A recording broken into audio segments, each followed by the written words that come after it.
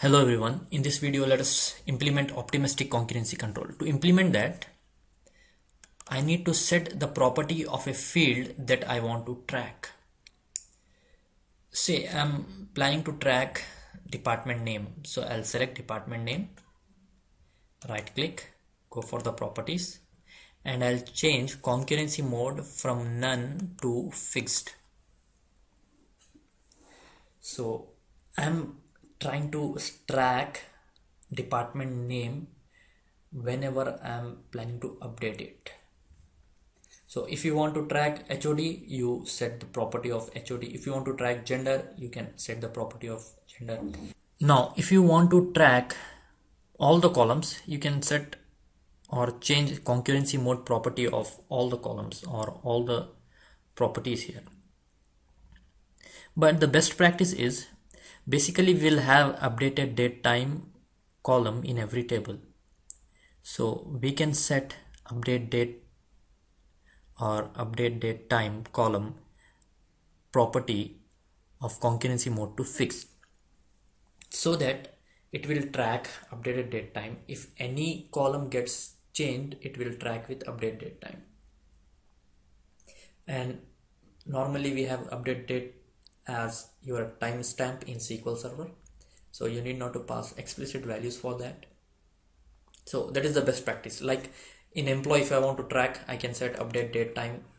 I can go for the property of this column and I can change concurrency mode from none to fixed. So as of now, I'm just trying to handle it for this single column. I have changed it to fixed and I'll say save. And do remember that whenever we update this table or we add this table or we refresh this table, we need to set this property every time because we are setting it explicitly. Now I have set it to fixed. Now let me execute it, say F5, and let me have one more instant of that. Right click on the project, debug, start new instant. So we have two users who are accessing. Now both of them, they read the department name as develop. Now user 1 is trying to update from develop to dev. Say enter. Now it has got changed to dev. Now to user 2, he is still thinking that it is develop.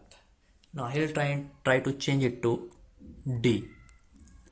Because we have set concurrency mode to fixed and we are trying to implement optimistic concurrency control, it should throw an exception saying that there is some concurrency exception or issue, which means that by the time you read and updated, in this time some other user has changed the value of department name from develop to something else. So now it is not develop.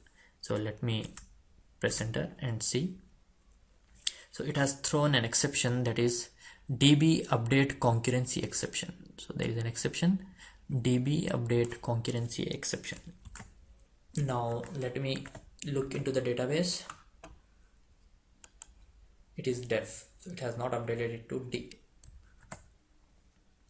Now I need to handle that exception. How do I do it? So as I know very well that exception is generating at the time of save, so I'll put this in type catch block. Now the exception is DB update concurrency exception E. Now this is present in system.data.entity.infrastructure. Now what do I want to do in catch? There are two things that I can do. One is I can go for client win, and another is I can go for store win.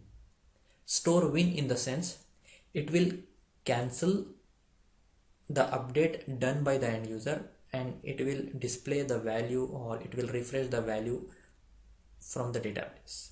That is store win. Client win means it will make an update to the database with the client's value, which is similar to your last in win. So at the time of handling, I can do any one of these two steps. One is store win, where it will cancel the end user's action and update it to the latest value. Another is client win. It will update the value of database with the user's value. Now how do I implement that? To implement that, I need a reference to object context. You might have remembered that in our earlier videos I told we need a reference to object context for some implementations. So here we need a reference to object context. So how to get the reference to object context? Already we have seen while executing stored procs, they are using a reference to object context. So stored procs are being executed with object context. So I can get the reference to object context in this way. This is nothing but OE and object context refresh, and here I need to pass refresh mode dot. Now refresh mode is present in the namespace system.data.entity.core objects dot. We have two modes. Do you need client win or do you need store win? So first of all, I'll go with store win. That means it should cancel the client's action, store win, and I need to pass the object, that is D, the department object. Now I will say console.writeLine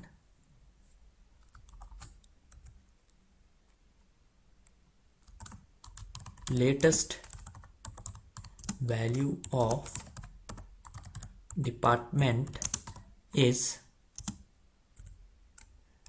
D dot department name, because this refresh will update the value from the database and it will bind it to the entity. Save all, save 5. First user has changed it to D. That's all. Now the second user is trying to change it to dev. Now it should cancel this action and it should say that the new value is D. Now it says that the latest value is D. Now the other case is client wins.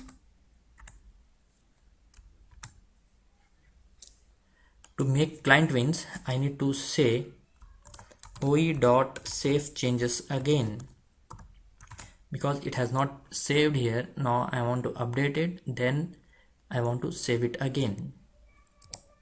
Now the department name is D. Change it to dev. That's fine.